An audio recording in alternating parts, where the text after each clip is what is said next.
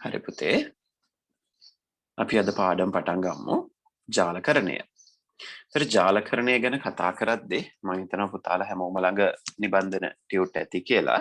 අපි අනිත් අය සම්බන්ධ වෙනකන් වැඩ ටික කරන් යමු. ජාලකරණය කියන පාඩම 6 වෙනි පාඩම.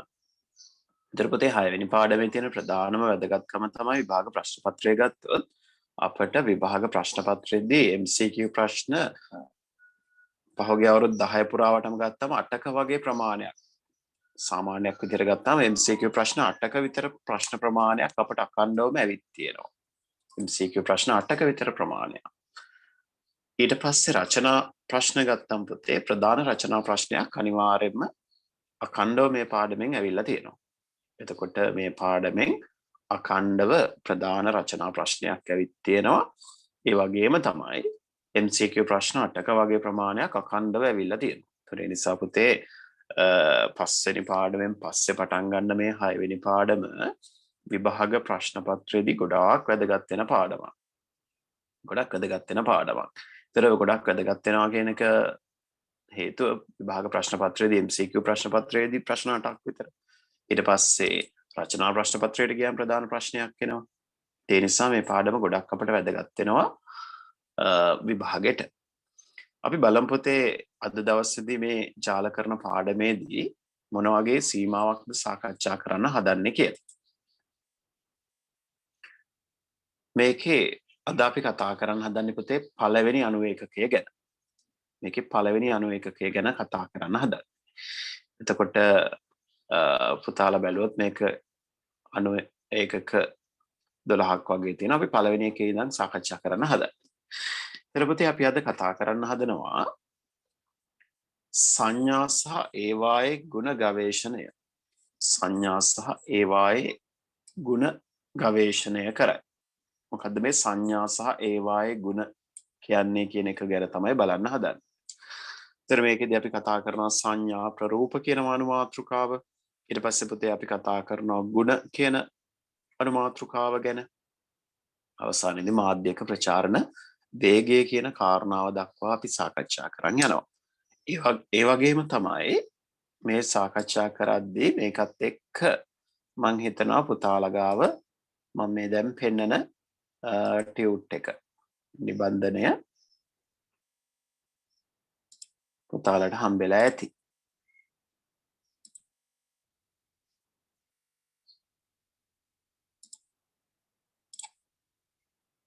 මෙන්න මේ ටියුට් එක මම හිතනවා පුතාලා ගාව ඇති කියලා. මේක තමයි අපි අද දවසේදී පාවිච්චි කරන්නේ. පුතාලට පේනවා ඇති ටියුට් එකේ ඇතුලේ පිටුවටත් දාලා තියෙන්නේ ආරක්ෂක විස්තර ටිකක් නේද? හරි. එතකොට මේකෙදි පුතේ අපිට නිබන්ධන දෙකක් අපි මේකෙදි ඉගෙන ගන්නවා. නිබන්ධන දෙකක් අපි මේකෙදි සාකච්ඡා කරනවා.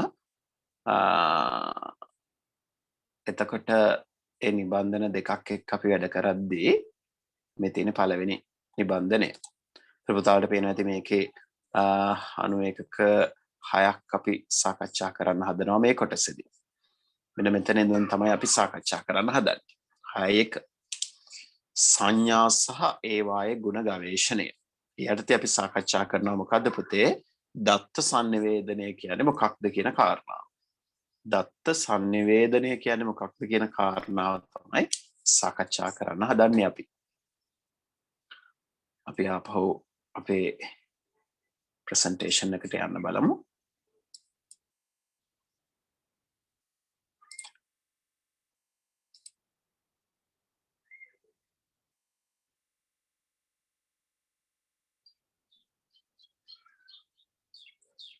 සංඥා සහ ඒවායේ ගුණ ගවේෂණය යටතේ අපි ඉස්සෙල්ලම කතා කරන්න හදන කොටසක් තියෙනවා. ඒ තමයි පුතේ මොකද්ද මේ දත්ත sannivedanaya කියන්නේ කියන කාරණාව. අපි කතා කරන්න හදනවා මොකද්ද දත්ත sannivedanaya කියලා කියන්නේ. දත්ත sannivedanaya ගැනයි අපි මේ කතා කරන්න හදන්නේ. මොකද්ද අපි දත්ත sannivedanaya විදිහට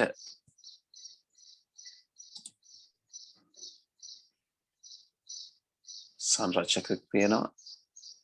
දත්ත sannivedanaya ගැන අපිට බලන්න පුළුවන්. අපි ඉස්සෙල්ලා බලනවා මොකද්ද මේ දත්ත sannivedanaya කියලා කියන්නේ. පුතාලට පේනවා ඇති මේකේ දත්ත sannivedana ක්‍රියාවලියක තියෙන දේවල් බලන්නකො මොකද්ද වෙන්නේ. හරි සරල ක්‍රියාවලියක් මේකෙදි වෙන්නේ. එක් පාර්ශවයකින් තවත් පාර්ශවයක් වෙත අදහස් වමාරු කර ගැනීමක්නේ. එක්කෙනෙක් තව කෙනෙකුට එයාගේ අදහස කියනවා. දැන් මේ ක්ලාස් එකෙදිත් එන්නේ එහෙම දෙයක් නේ පුතේ. ඒකට කමියුනිකේෂන් එකක් නෙවෙන්නේ. අපි මේ Zoom තාක්ෂණය පාවිච්චි කරලා පුතාලට දැන් විස්තර ලබා දෙනවා. ඒකනේ මේ වෙන්නේ. හරි. එතකොට මෙන්න මේ ක්‍රියාවලිය තමයි අපි දත්ත sannivedanaya කියලා කියන්නේ. මේක තමයි අපි දත්ත sannivedanaya කියලා කියන්නේ. මම හිතනවා පැහැදිලි වෙන්නේ නැති කියලා පුතාලට. අපි එහෙනම් මේ දත්ත sannivedanayeදී බලමු අපට හම්බෙන පාර්ශව කවුද කියලා. එක්කෙනෙක් තමයි sannivedanayeට මුල් වෙන එක්කෙනා. අනිත් එක්කෙනා තමයි ඒ sannivedanaයට මුල් වෙලා. ඒ කියන්නේ පණිවිඩය යවන්නා කියලා අපි ගමුකෝ. ඊළඟ එක්කෙනා ලබන්නා. ඒ යවන පණිවිඩය ලබා ගන්නා එක්කෙනා. එහෙනම් පණිවිඩය යවන්නා ඉන්නවා, ලබා ගන්නා එක්කෙනා ඉන්නවා, යවන්නාගෙන් ලබා ගන්නා කෙනාට පණිවිඩය යන මාධ්‍යයක් තියෙනවා. එන එක් පාර්ශවයකින් තවත් පාර්ශවයකට පණිවිඩයක් යැවීම අපිට කියන්න පුළුවන් පුතේ මොකක් කියලාද? අපිට කියන්න පුළුවන් දත්ත sannivedanaya කියලා. දත්ත sannivedanaya කියලා. එතකොට මොකක්ද අපි දත්ත sannivedanaya ඔන්න නිර්වචනයකට යම් පුතේ බලන්න. දත්ත sannivedanaya යනු ප්‍රේෂකයා හා ග්‍රාහකයා අතර මාධ්‍යයක් ඔස්සේ දත්ත හෝමාරු කර ගැනීමයි. මාධ්‍යයක් ඔස්සේ දත්ත හෝමාරු කර ගැනීමයි. නේද පුතේ? මේක දෙන්නේ මාධ්‍යයක් ඔස්සේ අපි දත්ත හෝමාරු කර ගැනීමක් කරන්නේ.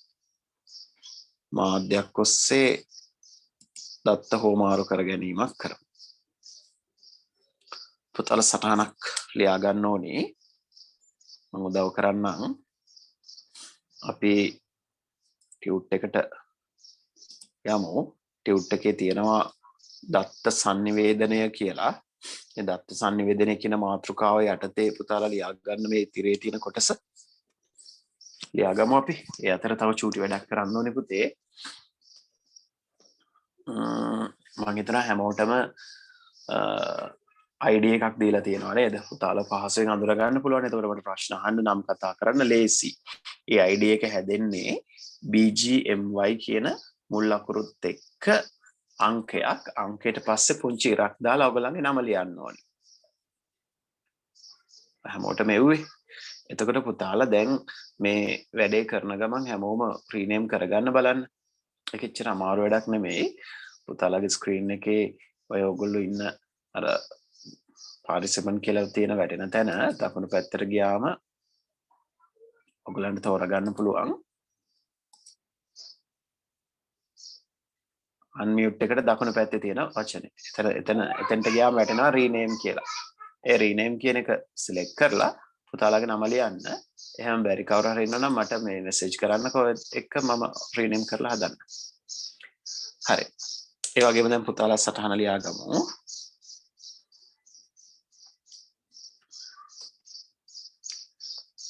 සටහන් ලියලා වැඩේ අපි සම්පූර්ණ කරමු.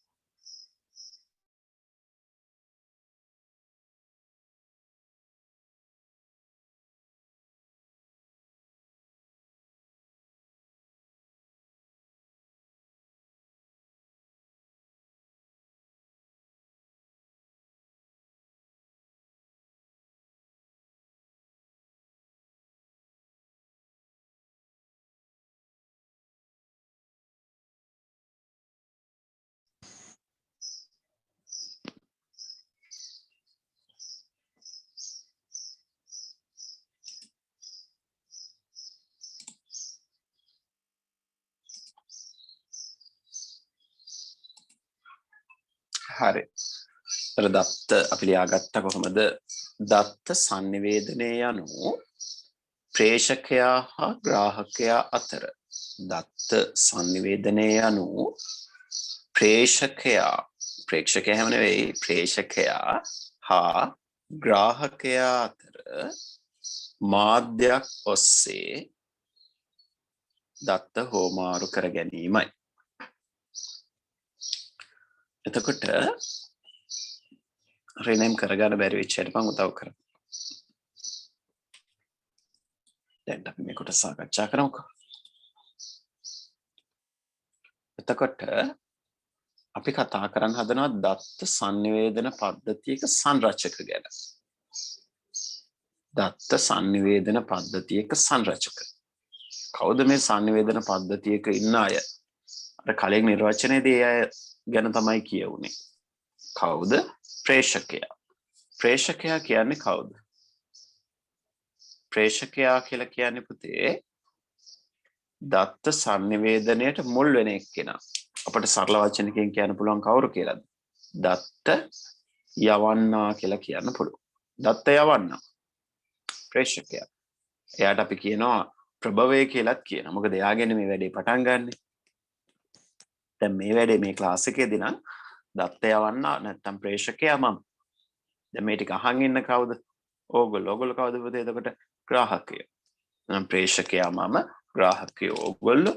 එතකොට ප්‍රේෂකයාගෙන් ග්‍රාහකයා වෙත ගමන් කරන්න අපි තාක්ෂණික පරිසරයක් පාවිච්චි කරනවා අන්න මාධ්‍ය. ඒක තමයි මාධ්‍ය විදිහට අපි ගන්න. එහෙනම් ප්‍රේෂකයා ඉන්නවා, ග්‍රාහකයා ඉන්නවා, මාධ්‍ය තියෙනවා. මෙන්න මේ ප්‍රධාන අවස්ථා තුන තමයි පුතේ අපිට දත්ත sannivedana පද්ධතියක සංරචක විදිහට හඳුනා ගන්න වෙන්නේ. දත්ත sannivedana පද්ධතියක සංරචක විදිහට අපිට හඳුනා ගන්න වෙන්නේ ඔන්න ඔය කියන අවස්ථා ටික.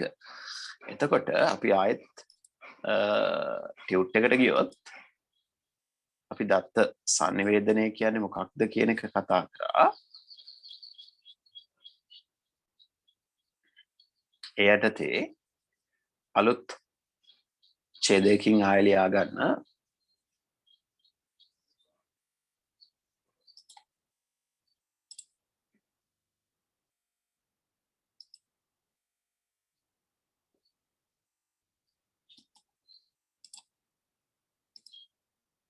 මේ තියෙන්නේ. හරි. මේකදී අපි කොටසක් ලියාගත්ත දත්ත sannivedanaya කියන්නේ මොකක්ද කියන පුංචි කාරණාව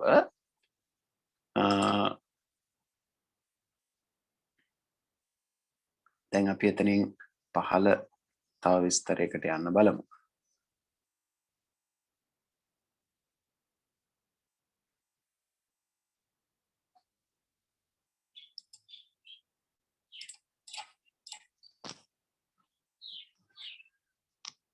ලියාගමු. අලුත් ඡේදයකින් ලියා ගන්න පුතේ.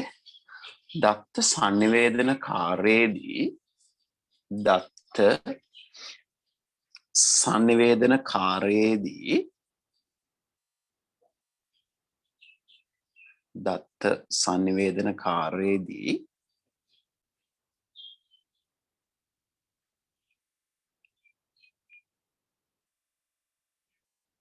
දත්ත sannivedana ක්‍රියාවලිය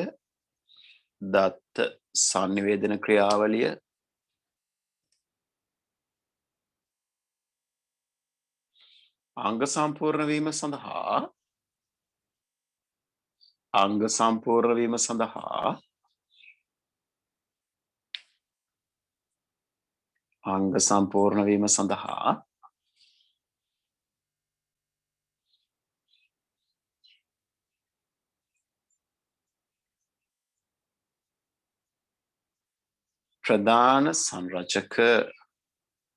ප්‍රධාන සංරචක තුනක් අවශ්‍ය වේ. ප්‍රධාන සංරචක තුනක් අවශ්‍ය වේ.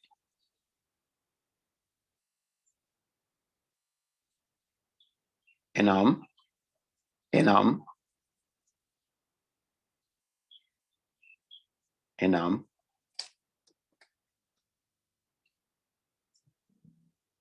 ප්‍රේෂකයා,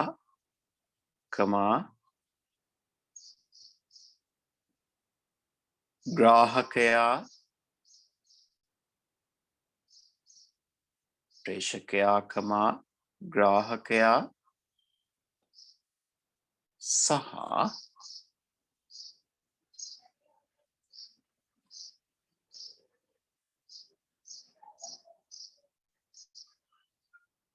මාධ්‍යයි.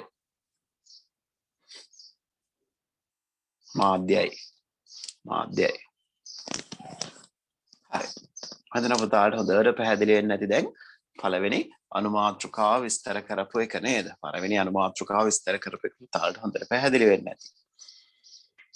ඒකදී අපි කතා කරේ දත්ත සංනිවේදනය කියන්නේ මොකක්ද කොයි වගේද කියන කාරණාව. දැන් අපි කතා කරන්න හදනවා දත්ත සංනිවේදනයෙන් පස්සේ දත්ත සංනිවේදන පද්ධතියක සංරචක ගැන. දත්ත සංනිවේදන පද්ධතියක සංරචක ගැන අපි කතා කරන්න හදනවා. එතකොට පුතේ තව පොන්චි දෙයක් අහගන්න මේ වැඩේ කරන් යන ගමන් මේකෙදි පුතේ අපි වැඩ කරන් යනකොට ගොඩක් අවස්ථාවලදී තාක්ෂණික බාධාවල් එන්න පුළුවන් පුතාලගේ පැත්තෙන්. මේ පැත්තේ ඒත් මේ ක්ලාස් එකේ රෙකෝඩින් එකක් යනවා. හොඳේ. මේ අපි කරන පන්තිය රෙකෝඩ් වෙනවා. එතකොට එහෙම ගැටලුව ආව දරුවෝ හිටියොත් මේ රෙකෝඩින් එක පස්සේ ආපහු බලන්න පුළුවන් බලන්න දෙන්න. නමුත් අපිට සජීවී යනකොට තියෙන වාසිය ඔයගලන්ට තියෙන ගැටලුව වලින් අහගන්න පුළුවන්.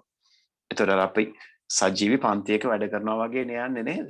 ඔයගොල්ලෝ පැත්තෙන් ඉන්නවා මම මේ පැත්තෙන් ඉන්නවා. සජීවී අත්දැකීම අපිට මේ අවස්ථාවේ ගන්න පුළුවන්. මොකද ඒ විදිහම වීඩියෝ එකකින් ගන්න බෑ. නමුත් තාක්ෂණික ප්‍රශ්නයක් ආවොත් අපිට විකල්පෙකුත් තියෙනවා. ඒ හින්දා ඔය සමහර දරුවන්ගේ සම්බන්ධතාව බිඳ වැටෙනා හිටපු ගමන් ආයෙ සම්බන්ධ වෙනවා. ඉතින් ඒ ගැටලු තියෙන්න පුළුවන්. ඉතින් ඒක ගැටලුවක් වෙන්නේ නැහැ. පුළුවන් තරම් ඒ බිඳ වැටෙනත් ආයෙ සම්බන්ධ වෙන්න. හේතුව මේක රෙකෝඩින් එකක් විදිහටත් ගන්න පුළුවන් වෙනවා. ඒ නිසා තාක්ෂණික වශයෙන් අපි උපරිම උත්සාහ කරමු හැම පහසුකමක්ම පාවිච්චි කරන්න. ඉගෙන ගන්නෙත් ඒ මාතෘකාවක් නේද?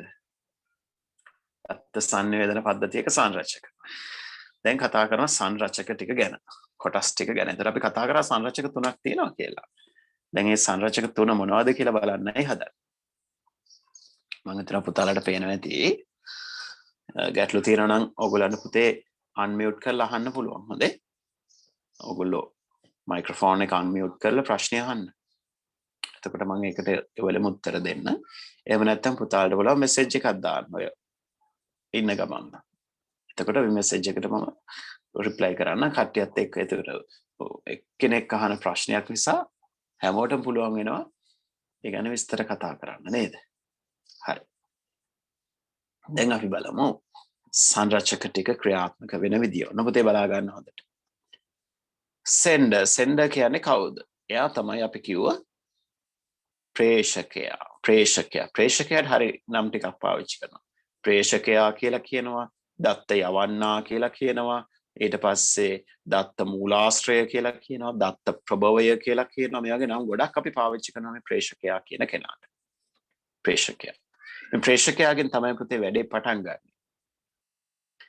ඒතර ප්‍රේෂකයාගෙන් ආරම්භ වෙන සම්ප්‍රේෂණ ක්‍රියාවලියේදී මේ ප්‍රේෂකයා යවන දත්තයක් ග්‍රාහකයාට අරන් යන්න අපට මාධ්‍යයක් අවශ්‍ය වෙනවා. ඒක තමයි මේ පුතාලා දකින ට්‍රාන්ස්මිෂන් මීඩියා එක කියලා කියන්නේ. මාධ්‍ය. ට්‍රාන්ස්මිෂන් මීඩියා එක. සම්ප්‍රේෂණ මාධ්‍ය. ඒතර පුතේ අපිට මෙතන පුතාලා දකින ඇති සම්ප්‍රේෂණ මාධ්‍ය දෙකක් පෙන්නලා තියෙනවා නේද? එකක් නම් පුතාලා දන්නවා ඒ සංකේතයෙන් නිරූපණය කරන්නේ Wi-Fi තාක්ෂණයනේ. ඔය සංකේතයෙන් පෙන්නන්නේ. ඒ කියන්නේ වයර්ලස් තාක්ෂණයක්. රැහන් රහිත තාක්ෂණය. අනික බලන්න පුතේ වයර් එකක් නේ පෙන්නලා තියෙන්නේ අර ඔතල තියෙන වයර් එකක්.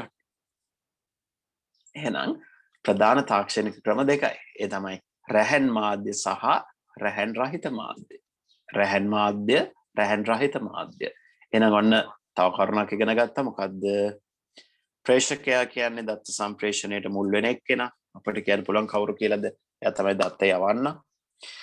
අනිත් පැත්තට ගත්තට පස්සේ අරන් යන මාධ්‍යයක් තියෙන්න ඕනේ. ඒකට අපි කියනවා සම්ප්‍රේෂණ මාධ්‍ය කියලා.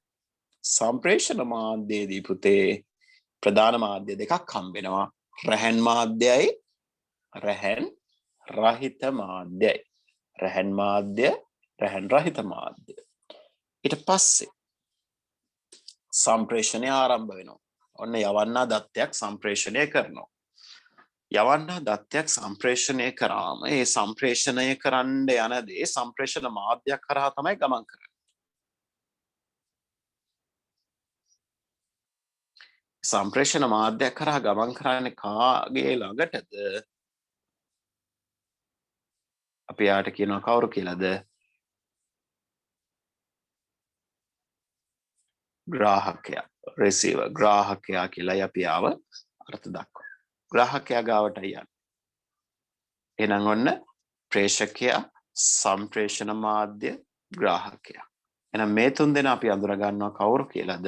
ප්‍රධාන සංරචක විදිහට අපි මේගොල්ලන්ව අඳුරා ගැනීමක් කරනවා. ප්‍රධාන සංරචක විදිහට. එතකොට පුතේ අපි දැන් චුට්ටක් අපේ ටියුට් එක පැත්තට ගියොත් අපිට පොඩ්ඩක් ඔය විස්තරේ ලියා ගන්න වෙනව නේද? විස්තරේ ලියා ගන්න වෙනවා.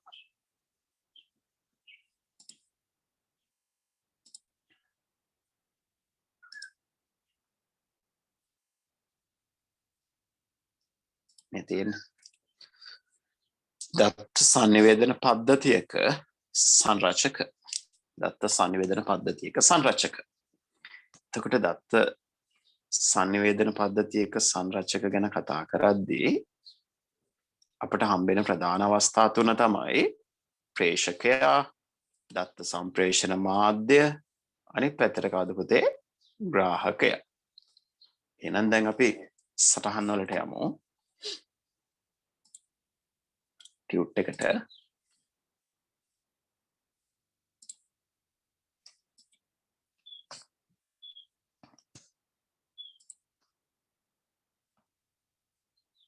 ප්‍රේෂකයා ගැන මෙන්න මේ වගේ අපිට පුංචි සටහනක් ලියා ගන්න තියෙනවා. අපි ලියා ගමු ප්‍රේෂකයා කියන්නේ කවුද කියන එක. පුතේ ප්‍රේෂකයා කියන මාතෘකාව ඉස්සරහින් ප්‍රේෂකයාව අර්ථ දක්වන තව නම් කීපයක් තියෙනවා. අන්නේ නම් ටික අපි ලියා ගමු. ප්‍රේෂකයා දත්ත යවන්න. ප්‍රේෂකයාට කියන තව නමක් තමයි මොකක්ද? දත්ත යවන්න. ප්‍රේෂකයාට කියන තව නමක් දත්ත යවන්න. තව නමක් තියෙනවා දත්ත ප්‍රභවය. තව නමක් තියෙනවා දත්ත ප්‍රභවය. හරි. එතකොට අපි දත්ත යවන්නා කියලා කියනවා, දත්ත ප්‍රභවය කියලා කියනවා. ඔය නම් ප්‍රේෂකයාට භාවිතා කරනවා. අපි එහෙනම් සටහනක් ලියා ගමු පුතේ.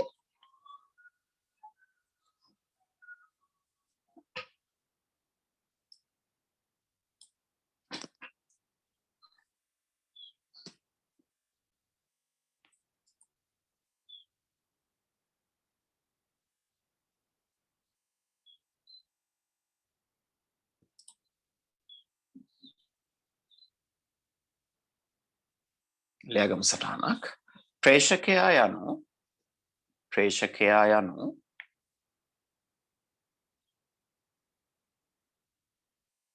දත්ත සම්ප්‍රේෂණ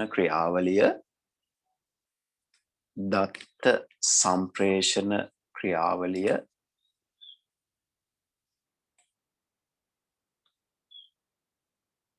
ආරම්භ කරන්නා වේ.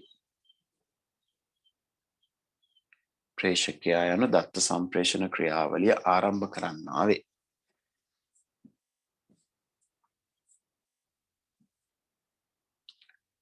ප්‍රේෂකයා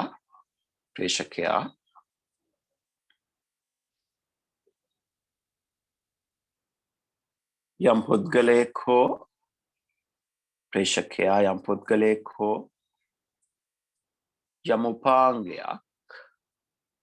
පුද්ගලයෙක් හෝ යම් උපාංගයක් විය හැකිය.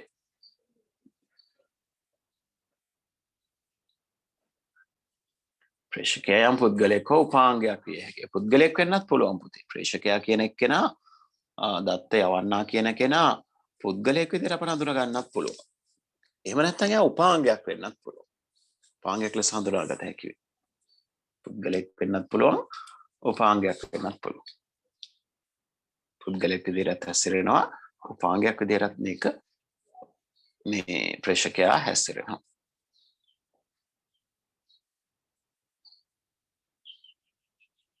ප්‍රේක්ෂකයා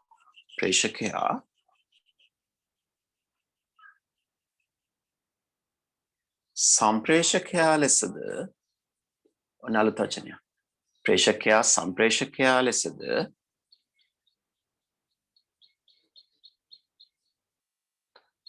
ඇතැම් අවස්ථාවලදී අර්ථ දක්වයි. ඇතැම් අවස්ථාවලදී අර්ථ දක්වයි.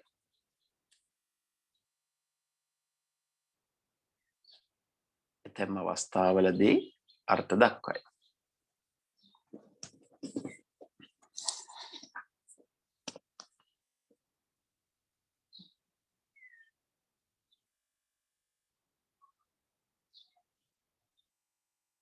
ප්‍රේක්ෂකයා හා සම්ප්‍රේෂකයා අතර වෙනස ප්‍රේක්ෂකයා හා සම්ප්‍රේෂකයා අතර වෙනස ප්‍රේක්ෂකයා හා සම්ප්‍රේෂකයා අතර වෙනස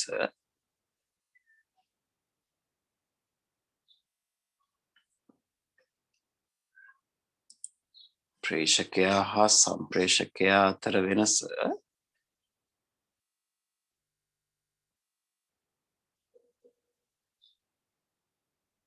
මොකද්ද මේ දෙන්න අතර වෙනස? ඔන්න අහගන්න. ප්‍රේක්ෂකයා පුතේ එයාගේ දත්ත විතරයි යවන්නේ. සම්ප්‍රේෂකයා වෙන අයගේ දත්ත යවනවා. ඒ කියන්නේ ඔන්න බලන්න නිදසුනක් කියලා දෙනවා පුතාලට.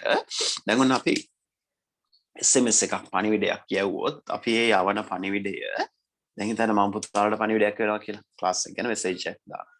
අපහුගේ දවස්වල මෙසේජ් ආවේ. ඊට මෙසේජ් එක පුතාලට එන්න කලින් කාටද ගියේ?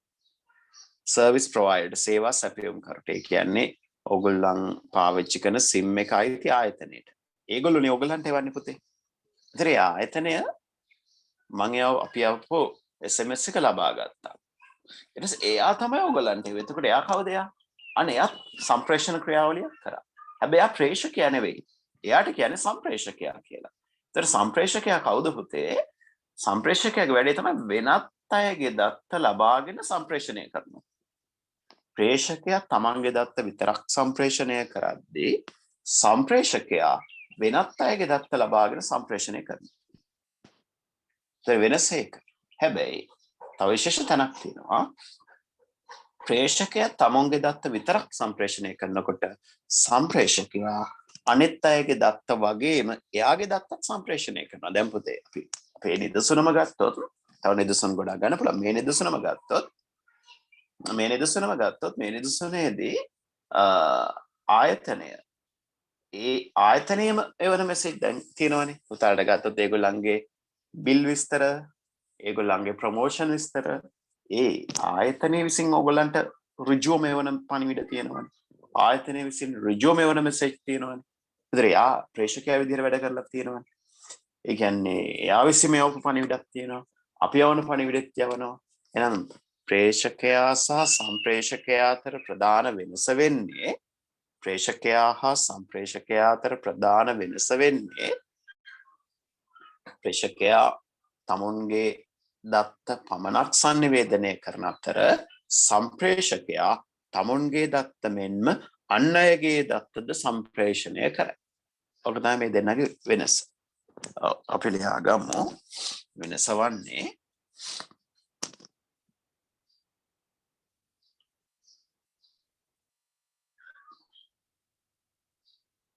ප්‍රේක්ෂකයා තමන්ගේ දත්ත පමණක් සම්ප්‍රේෂණය කරන අතර ප්‍රේක්ෂකයා තමන්ගේ දත්ත පමණක් sannivedanaya කරන අතර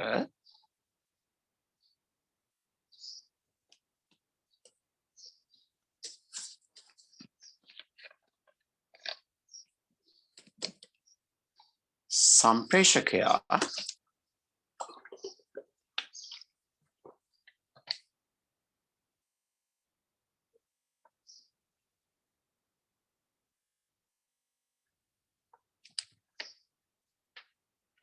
සම්ප්‍රේෂකයා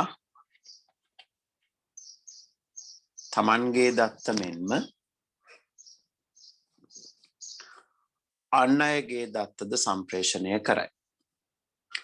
තමන්ගේ දත්ත මෙන්ම අන් අයගේ දත්තද සම්ප්‍රේෂණය කරයි.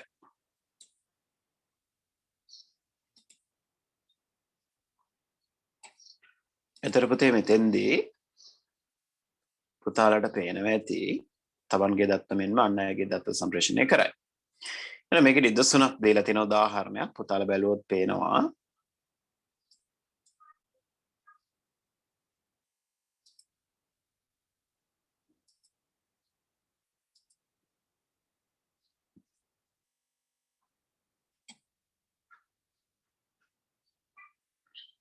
උදාහරණය ජංගම දුරකථනයකින් කෙටි පණිවිඩයක් යවන්න.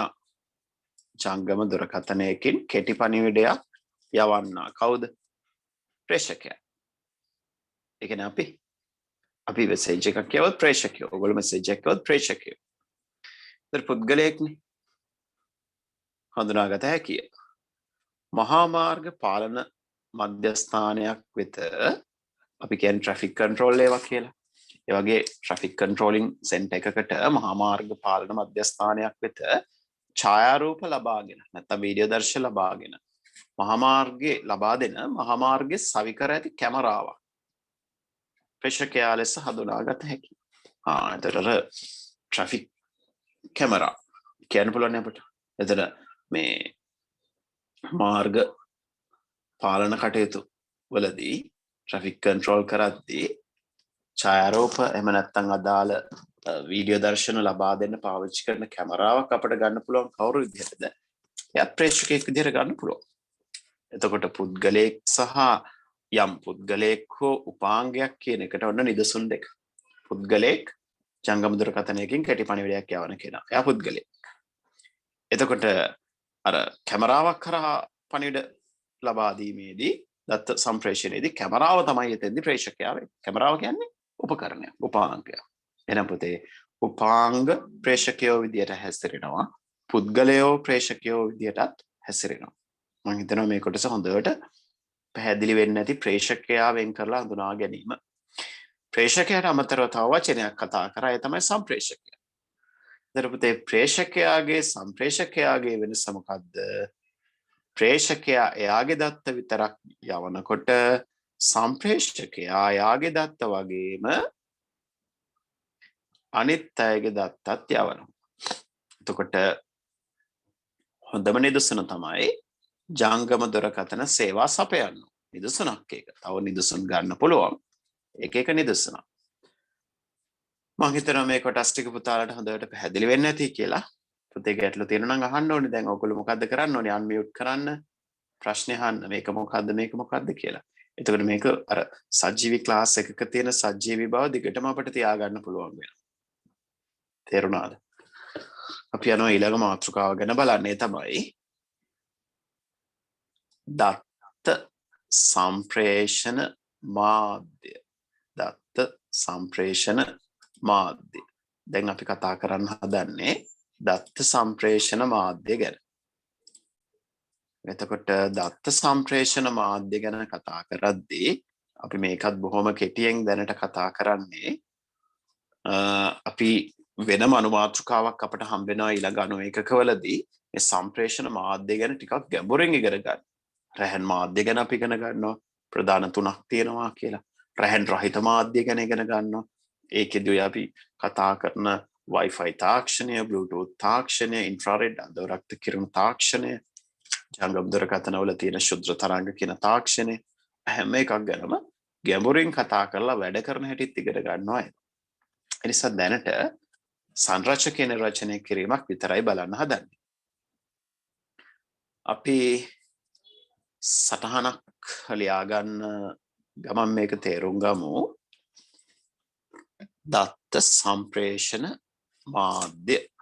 දත්ත සම්ප්‍රේෂණ මාධ්‍ය. එතකොට දත්ත සම්ප්‍රේෂණ මාධ්‍ය කියන්නේ මොකක්ද කියන එක ගැන තමයි අපි දැන් කතා කරන්න හදන්නේ.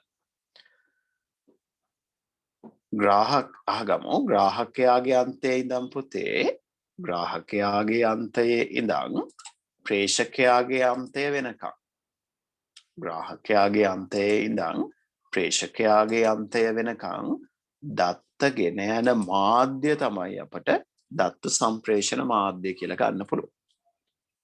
මම හිතනවා පැහැදිලි කියලා. අපි සටහනක් ලියලා ආයෙ සාකච්ඡා කරමුකෝ. සටහනකට යමු පුතේ. ලියගමු සටහන.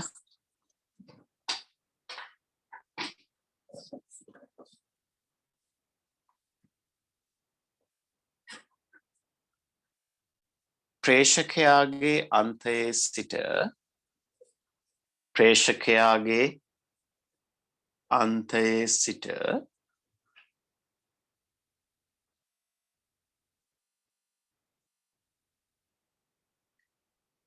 ග්‍රාහකයාගේ අන්තය දක්වා ග්‍රාහකයාගේ අන්තය දක්වා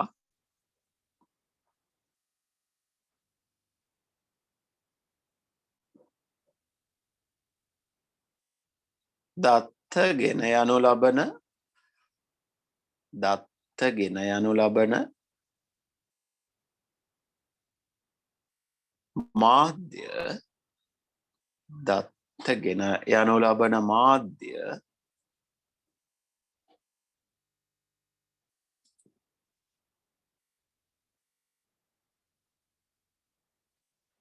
දත්ත සම්ප්‍රේෂණ මාධ්‍ය ලෙස දත්ත සම්ප්‍රේෂණ මාධ්‍ය ලෙස දත්ත සම්ප්‍රේෂණ මාධ්‍ය ලෙස හැඳින්වේ.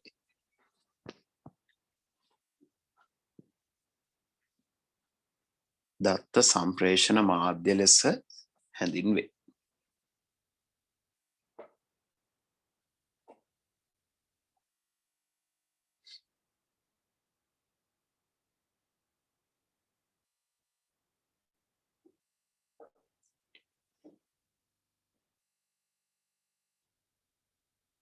හරි ප්‍රමාණවත්.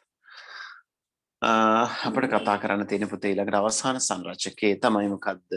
ග්‍රාහකයා කියන්නේ කවුද කියලා. ග්‍රාහකයා. කොහොමද පුතේ අපි මේක නිර්වචනය කරන්නේ? කවුද ග්‍රාහකයා කියන්නේ? කොහොමද ග්‍රාහකයා කියන කෙනාව අපි නිර්වචනය කරන්නේ? දත්ත ලබා ගන්නා කෙනා කියලා අපිට සරලව කියන්න පුළුවන්. නමුත් ටිකක් අපි ඒක ගැඹුරට ගියොත් එහෙම දත්ත ලබා ගන්නා කෙනා කියන එක ඇත්ත. නමුත් තව ටිකක් ගැඹුරින් අපි විස්තර කරනවා යාව. කවුරු විදිහටද අපි ගන්න? දැන් ග්‍රාහකයා කියන කෙනා දත්ත ලබා ගන්නා කෙනා නම් අපි යවන මෙසේජ් එක ඉස්සලම යන්නේ කාටද? අර සංවේදන සේවා සපයන ආයතන වලට. නේද? Telecom, Dialog, Mobitel, Etisalat, Hutch, ඊට පස්සේ ලංකාබෙල් ඔය කියන ආයතන වලටනේ යන්නේ.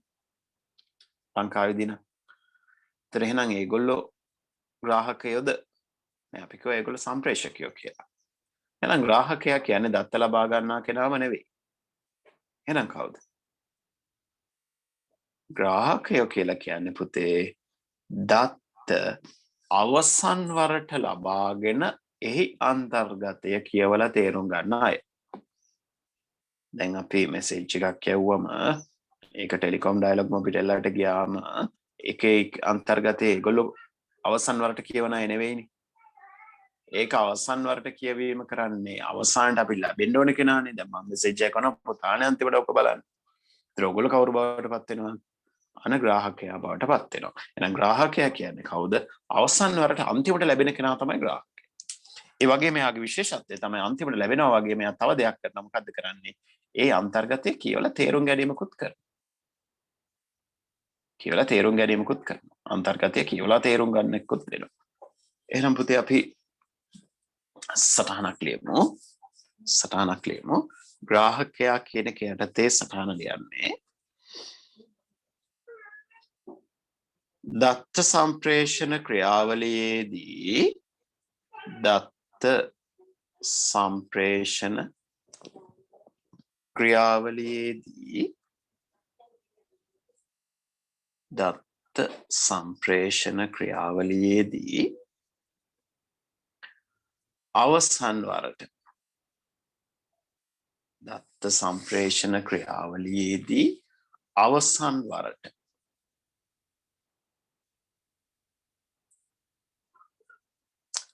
දත්ත ලබාගෙන අවසන් වරට දත්ත ලබාගෙන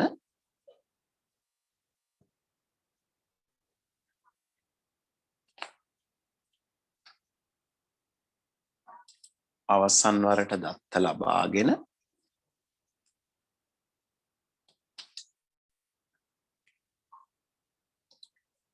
කියවා තේරුම් ගන්නා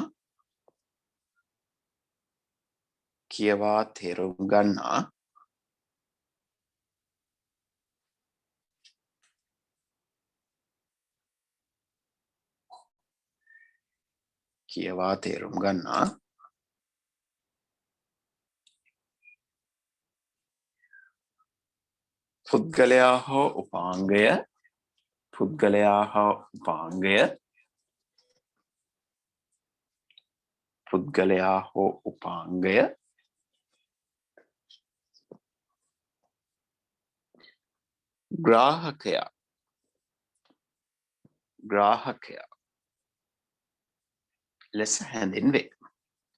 ග්‍රාහකයා ලෙස හැඳින්වේ.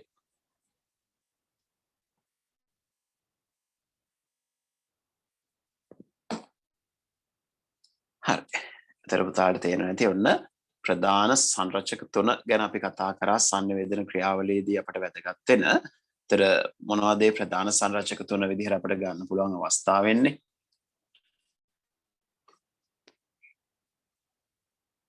ප්‍රේෂකයා, එක්කෙනෙක් ප්‍රේෂකයා, ඊට පස්සේ සම්ප්‍රේෂණ මාධ්‍ය, ඊට පස්සේ අපි කතා කරනවා ග්‍රාහකයා. දැන් අපි මේ කොටස් ටික කතා කරලා ඉවරයි. දැන් අපි බලමු නිදසුනක් ග්‍රාහකයාට අදාළ පුතේ බලන්න.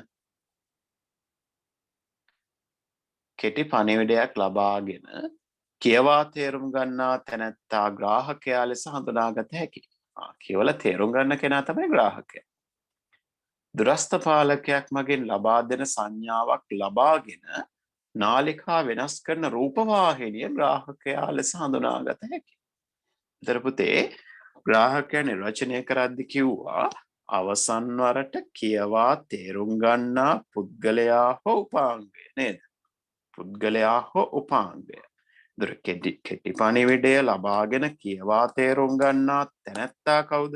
පුද්ගලයෙක්. එයා ග්‍රාහකයෙක් වෙනවා. ඊට පස්සේ අපි රිමෝට් කන්ට්‍රෝල් එක පාවිච්චි කරලා channel වෙනස් කරන්න, sound එක අඩු වැඩි කරන්න කියලා සංඥා නිකුත් කරනකොට අපි ප්‍රේෂකයෝ. හැබැයි ඒක ග්‍රහණය කරගන්නේ කවුද? අන්න TV එක. එහෙනම් TV එක කවුද? එතෙන්දී ග්‍රාහකයෙක්. TV එක කියන්නේ උපකරණයක්. එහෙනම් උපාංගයක් ග්‍රාහකයෙක් වෙච්ච අවස්ථාවකට නිදසුනක්, උපාංගයක් වගේම පුද්ගලයෙක් ග්‍රාහකයෙක් වෙච්ච අවස්ථාවකට නිදසුනකුත් මෙතෙන්දී පුතාලා දකින්න ඇති. ඒ වගේම තමයි අපි කතා කරා ප්‍රේෂකයා යටතේ නිදසුන් දෙකක්. ඒ තමයි ප්‍රේෂකයාත් පුද්ගලයෙක් වෙන්න පුළුවන්. ඒ වගේම උපාංගයක් වෙන්නත් පුළුවන්. එහෙනම් ඔන්න පුතේ අපි ඔය ඉවර කරේ මොකද්ද? පුංචි කොටසක්. ඒ තමයි දත්ත සංනිවේදන පද්ධතියක සංරචක කියන මාතෘකාව. එහෙනම් ප්‍රධාන සංරචක තුනයි ප්‍රේෂකයා, දත්ත යවන පුද්ගලයා, දත්ත සම්ප්‍රේෂණ මාධ්‍ය, දත්ත ගමන් කරන ආකාරය, ග්‍රාහකයා, දත්ත ලබා ගන්නා කෙනා. ඔන්න ඔය කරුණු තුන අපි සාකච්ඡා කරලා ඉවරයි. දැන් අපි කතා කරන්න හදනවා පුතේ මාතෘකාවක්. ඒ තමයි පරිගණක ජාලය. මොකද්ද මේ පරිගණක ජාලයක් කියන්නේ කියන එක අපි නිර්වචනය කරන්න හදන්නේ. පරිගණක ජාලයක් කියන්නේ මොකක්ද කියලා කතා කරන්නයි හදන්නේ. මොකද්ද මේ පරිගණක ජාලයක් කියලා කියන්නේ? අපි නිර්වචනයකට යන්න හදනවා. පරිගණක ජාලයක් කියන්නේ මොකක්ද කියලා.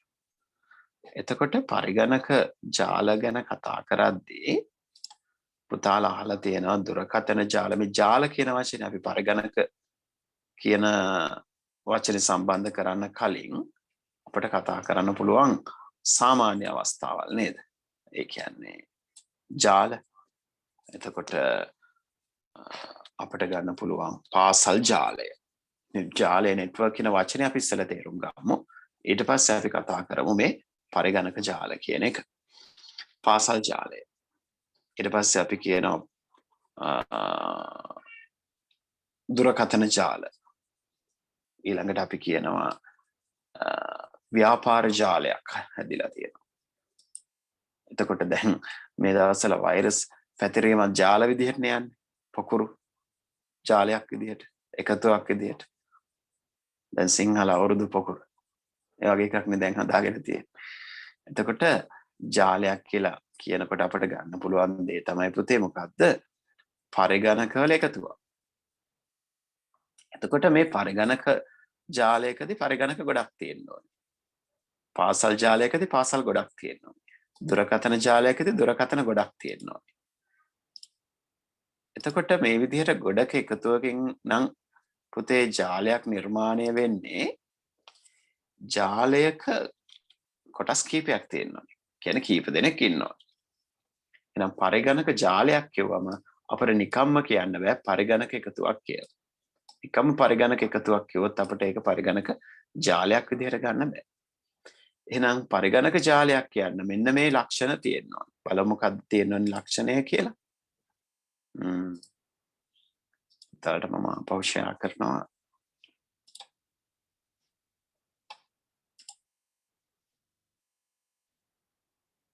හරි. හොඳට බලන්න පුතේ මේ රූප සටහන.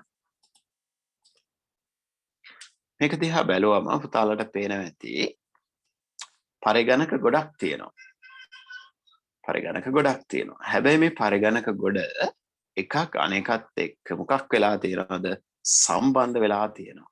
රැහැන් මාධ්‍යයක් මේකෙදී නම් රැහැන් හෝ රැහැන් රහිත මාධ්‍යයක් කරා එකක් අනෙකත් එක්ක සම්බන්ධ වුණොත් තමයි අපිට කියන්න පුළුවන් ජාලය කියලා. පරිගණක ජාලය කියලා. එහෙනම් පුතේ පරිගණක ජාලයක් නිර්වචනය කරද්දී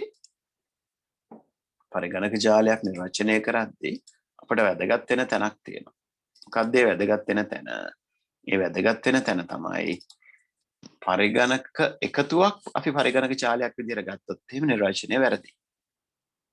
එහෙනම් පරිගණක ජාලයක් නිර්වචනය කරද්දී අපි ගන්න ඕනේ කොහොමද? පරිගණක දෙකක් හෝ ඊට වඩා වැඩි ගණනක් කියන අර්ථය ගන්න. මොකද උදේ ගන්න ඕනේ? පරිගණක දෙකක් හෝ ඊට වඩා වැඩි ගණනක් කියන අර්ථය ගන්න. පරිගණක දෙකක් හෝ ඊට වඩා වැඩි ගණනක්. නේද? පරිගණක දෙකක් හෝ ඊට වඩා වැඩි ගණනක්. හරි. එහෙනම් පුතාලා සටහනක් අපි ලියමු. ලියමු පුතේ සටහන. පරිගණක ජාල කියන එක යටතේ සටහනක් ලියමු පුතේ.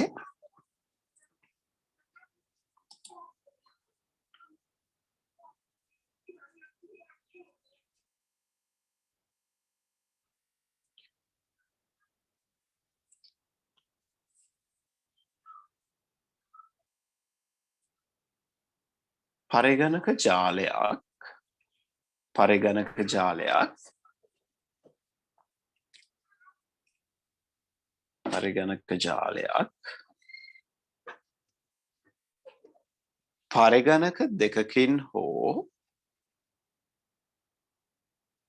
පරිගණක දෙකකින් හෝ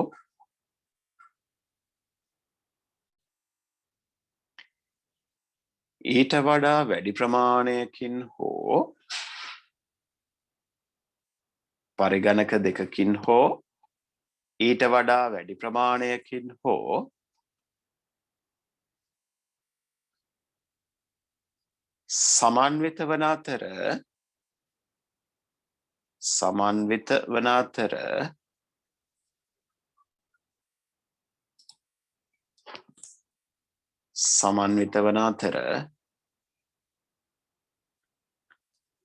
සංවේදන මාධ්‍යයක්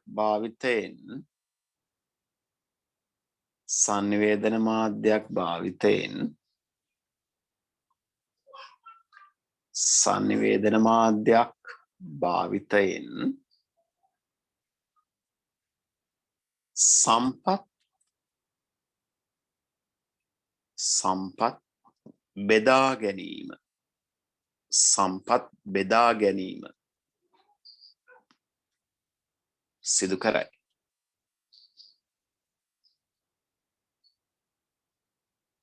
සම්පත් බෙදා ගැනීම සිදු කරයි.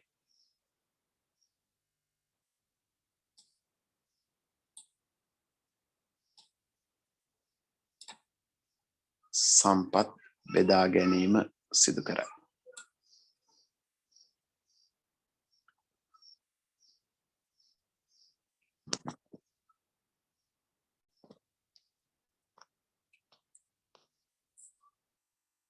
හරි.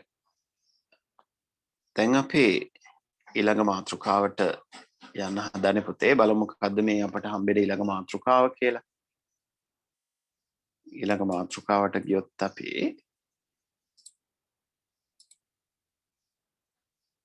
කතා කරන්න හදන්නේ සංඥා ප්‍රරූප ගැන. අපි කතා කරන්න හදන්නේ සංඥා ප්‍රරූප ගැන.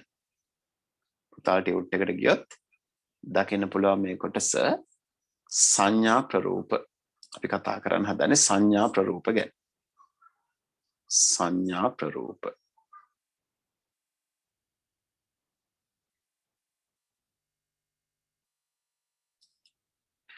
අපි ඉස්සෙල්ලා බලන්න ඕනේ පුතේ මොකක්ද සංඥාවක් කියන්නේ කියලා. ඉස්සෙල්ලා බලන්න ඕනේ අපි මොකක්ද මේ සංඥාවක් කියන්නේ කියලා.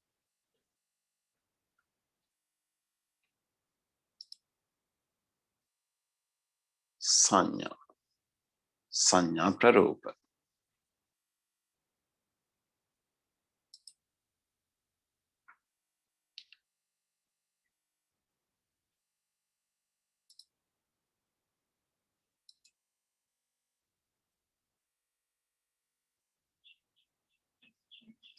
මොකද්ද සංඥාවක් කියන්නේ කියන එක අපිට ඉස්සෙල්ලාම විස්තර කරන්න වෙනවා. පුතාට තිරේ පේනවා ඇති සංඥා නිකුත් කිරීමක් දකින්න පුළුවන් නේද? සංඥා නිකුත් කිරීමක් අපට දකින්න පුළුවන්. එතකොට සංඥා නිකුත් කිරීමකදී අපට දකින්න පුළුවන් ප්‍රධානම දේ තමයි ඉලෙක්ට්‍රොනික වෝල්ටේජතාවක් මේ ගමන් කරන්නේ. මේකේ ගමන් කරන්නේ ඉලෙක්ට්‍රොනික වෝල්ටේජතාවක්. එතකොට සංඥාවක් කියන්නේ අපට එක්තරා විදිහක ඉලෙක්ට්‍රොනික වෝල්ටේජතාවක් විදිහට අර්ථ දක්වන්න පුළුවන්. ඉලෙක්ට්‍රොනික වෝල්ටේජතාවක්.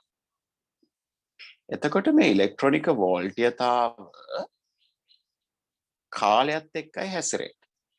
දැන් අපි ඔක සරල හරිය ලේසි උදාහරණයකින් තේරුම් ගමුකෝ සංඥා කියන්නේ මොනවද කියලා පුතේ. හොඳයි. ඔන්න දැන් මේක පුතාලා අහලා දැකලා තියෙන දෙයක්. වාහනවල එහෙම යනකොට සමහරු වාහනේ තියෙන ඉදිරිපස ආලෝක සංඥාවක් ලයිට් සිග්නල් එකක් දෙනවනේ. අපි කියනවා හෙඩ් එක නැත්තම් ආලෝකය වැඩි කරලා පෙන්නනවා. ලයිට් සිග්නල් එකක් දෙනවා. එතකොට දැනගන්න ඉදිරියේ අවදානමක් කියලා. මොකක්ද අවදානම? ට්‍රැෆික් පොලිස්ලා. ඒ කියන්නේ ට්‍රැෆික් එකෙන් ඉස්සරහා ඉඳී කියන සංඥාවනේ දෙන්නේ. අන සංඥාව. සංඥාව කියන අර්ථයකින් ගන්න. වාහන යනකොට අපි දකිනවා ලයිට් එලියක් දෙනවා. ලයිට් ආලෝක සංඥාවක් දෙනවා. ඒ සංඥාවෙන් දැනගන්නවා සංඥාව දැක්ක කෙනාම දැක්ක ගමන් දැනගන්නවා රයිට් ඉදිරියෙන් අවදානම. මොකක්ද අවදානම? ට්‍රැෆික්. නේද? නිලධාරියෙක් ඉන්නවා කියන එක දැනගන්න. එතකොට බොහොම විනීතව ගමන් කරනවා. ඉරි කපන්නේ වේගෙන් යන්නේ බොහොම යනවා සංවර. ඒ යන්නේ කොහොමද? අර සංඥාව ලැබුණාට පස්සේ. එහෙනම් මොකක්ද සංඥාව කියලා කියන්නේ? එක්තරා විදිහක පණිවිඩයක්. එතෙන්දී පණිවිඩය දෙන්න මොනවද පාවිච්චි කරේ? අර ආලෝකය නිකුත් කරන්න මොකද්ද පාවිච්චි කරේ? ඒ නිදසුනේදී. අන්න ඉලෙක්ට්‍රොනික වෝල්ටේජතාවක්. ඉලෙක්ට්‍රොනික වෝල්ටේජතාවක්. ඒකේ පුංචි කාලයක් තුල දුන්නේ. ලයිට් එක ඔන් කරා ඔෆ් කරා. ඔන් කරා ඔෆ් කරා. එහෙනම් ඉලෙක්ට්‍රොනික වෝල්ටේජතාවක් කාලයත් එක්ක භාවිතා කරලා තමයි සංඥාවක් නිකුත් කරන්නේ. එහෙනම් සරලම අර්ථයේ සංඥාවක් කියන්නේ ඉලෙක්ට්‍රොනික වෝල්ටේජතාවකින් නිකුත් කරන පණිවිඩයක්. යම් පණිවිඩයක් සංඥාවක් කියන්නේ පණිවිඩයක්. සංඥා ආකාර තියෙනවා අපි ඒවා හිමීට බලමු. එහෙනම් පුතේ පුංචි සටහනකට යන් සටහනක් ලියාගමුකෝ. සටහනක් ලියා ගන්න පුතේ. සංඥා යටතේ ලියා ගමු. සංඥාවක් කියනෝ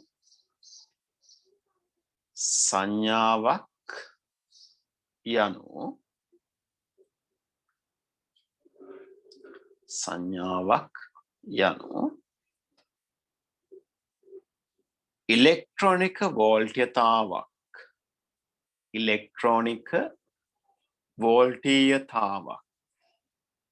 වන අතර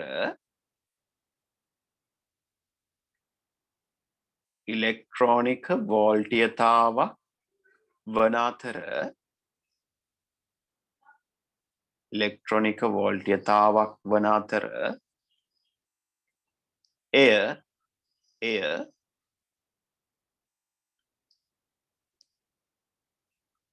කාලය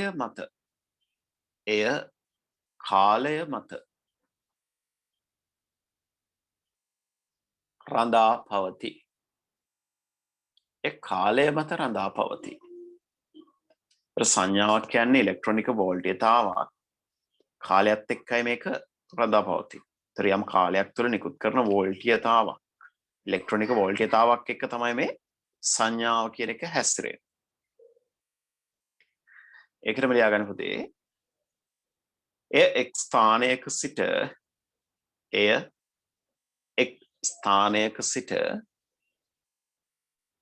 එය එක් ස්ථානයක සිට තවත් ස්ථානයකට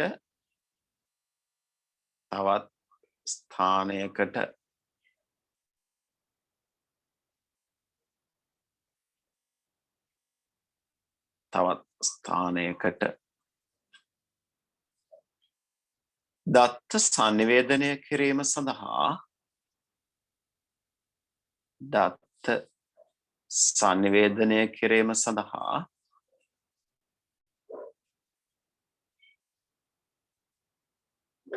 භාවිත කරයි.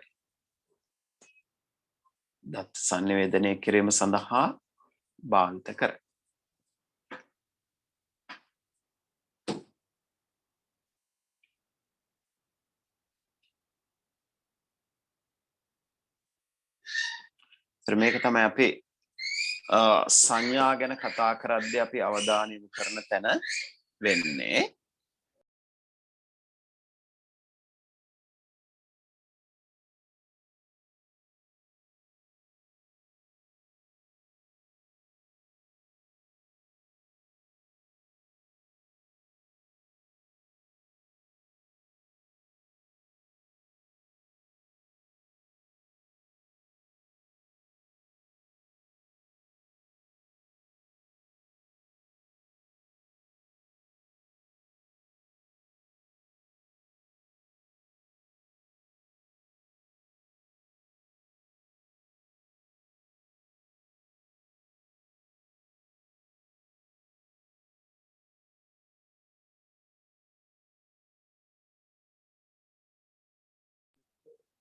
අපි මෙන්න මේ සටහන තමයි ලියාගත්තේ.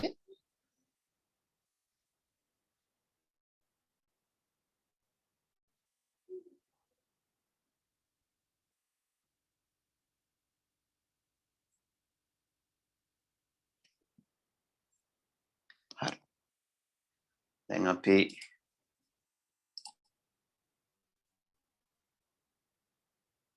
සංඥා ප්‍රරූප ගැන බලන්න යනවා. සංඥා ප්‍රරූප. අපි බලමු මොකද්ද මේ සංඥා ප්‍රරූප කියන්නේ කියන කාරණා. සංඥා ප්‍රරූප. සංඥා ප්‍රරූප ප්‍රධාන වශයෙන් පුතේ අපිට වර්ග දෙකක් ලැබෙනවා. ප්‍රතිසම සංඥා, අංකිත සංඥා. සංඥා ප්‍රරූප වර්ග දෙකයි. ප්‍රතිසම සංඥා, අංකිත සංඥා. ඒතර අපිට බලන්න තියෙන්නේ මොකද්ද මේ ප්‍රතිසම සංඥාවක් කියන්නේ? මොකද්ද මේ අංකිත සංඥාවක් කියන්නේ කියලා බලන්නයි තියෙන්නේ. ප්‍රතිසම සංඥා, අංකිත සංඥා.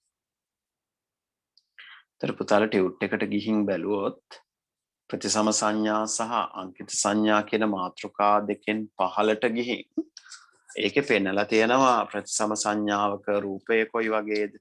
අංකිත සංඥාවක රූප සටහන කොයි වගේද කියන එක අපි තේරුම් ගමුකෝ මේ අවස්ථා දෙක දැන්. මේ පුතාලා දැන් දකින්නේ ප්‍රතිසම සංඥාවක ස්වરૂපය. බලන්න.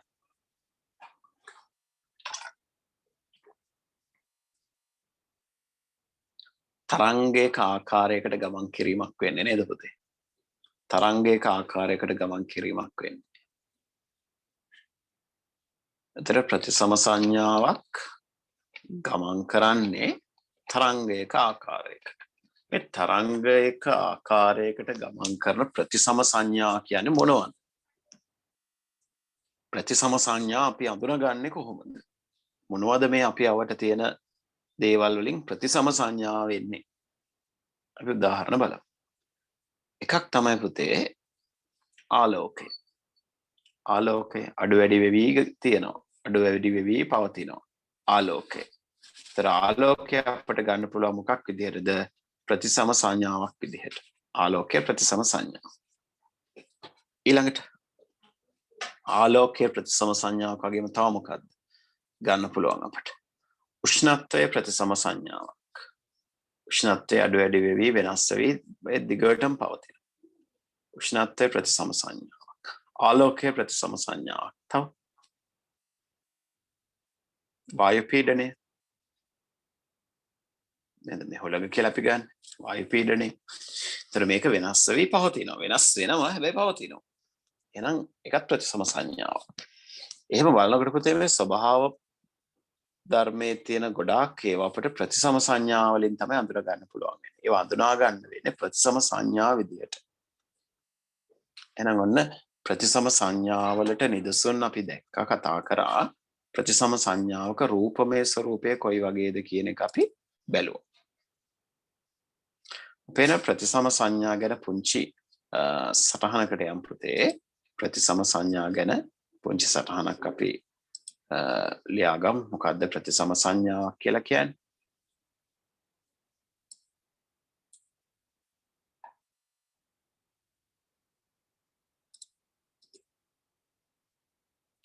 ප්‍රතිසම සංඥා.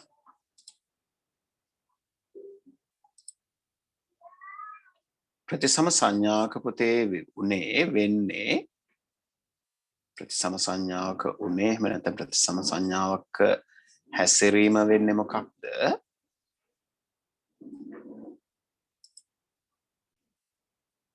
පුතාලා මේක බැලුවොත් ශක්ති මට්ටම වෙනස් වෙමින් තමයි මේක ගමන් කරන්නේ නේද?